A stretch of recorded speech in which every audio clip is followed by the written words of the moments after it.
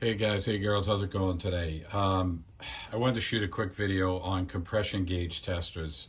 I've seen some videos online about this, and this is interesting. So I've been using this compression gauge for now years. Never thought I had a problem until today. I'm rebuilding a Poolin Pro leaf blower. We'll get to that in another time. But checking compression, I found that when I measured compression, thought I had some bad compression in cylinder rings or something like that.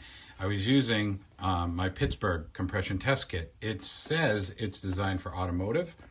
Thought I could use it for small engine, but apparently not so much. So just picked up this Innova. It's a 3612, and hopefully I didn't just break my gauge. Nope, glass just came out. But basically, you know, I'm using their gauge, their hose, against Pittsburgh and Harbor Freight's gauge here. And there's a big difference, and that's what we're going to get to next. So, you know, what I noticed is there really isn't much of a difference between the gauge sets. You know, the range is the same, the connections are similar. You know, you've got a release valve here. They don't have any additional Schrader valves inside of the quick connect. So I suspect that's not the issue. But what I do suspect is the issue is this. When you look at the hosing with the Pittsburgh versus the Innova, you've got a Schrader valve. And I've seen some posts online about this from small engine guys, you know, years of experience, talking about this Schrader valve and how important this is. And now I understand why. So because this doesn't have a Schrader valve, and when your piston, and we'll get to this in a second, when your piston you know, creates that compression inside of the combustion, inside of the engine, it has to fill all of this volume. So if you've got a small 25cc engine like I'm working on, it's going to fill all this, versus all I have to do is fill the cylinder. And this Schrader valve is going to block off any kind of compression that's built up until it releases it into this tube. And that's where I suspect there's a difference. I also noticed there was a difference between the gauges, and I'll show you that in a second.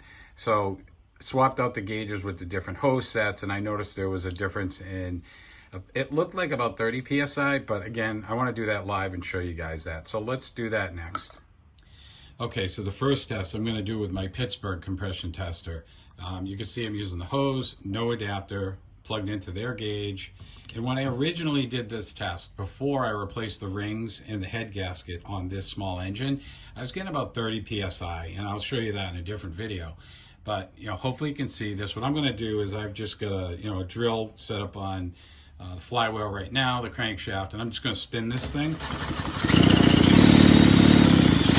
And you'll see right now, we're getting 30.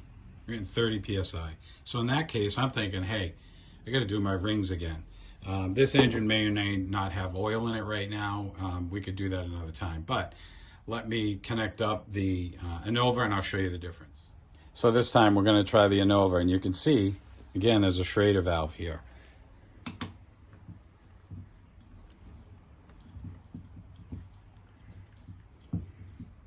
It's going to get the finger tight.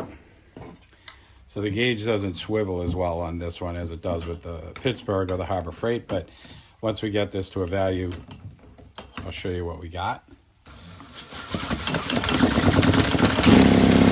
You can already see major difference. Yeah, we're getting 150.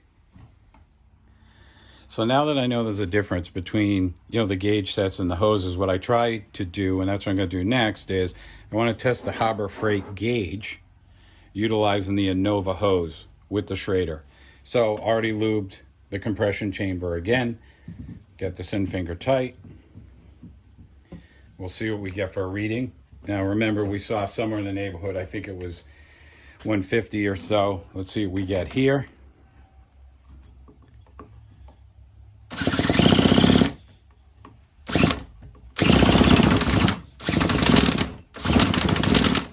So I'm getting a little vibration with my crank, but you can see there's a difference. We probably could get this up to 150, but right now it's at 120. So it looks like with this gauge, were about 30 psi different, but again, using the Innova hose, you actually hear the pressure release. So next test I want to do is I want to use the Innova gauge with the hose. So let's get, okay, so this time we're using the Pittsburgh hose, Innova gauge. Again, no Schrader valve in the fitting.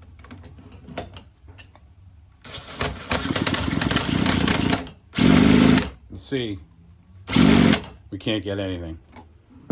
So, you know, the Innova is designed to work with the Innova hose, obviously. So, you know, there's no Schrader valve here, which means we're going to get fluctuation on that meter. But the point is, it looks like, yep, there's a major difference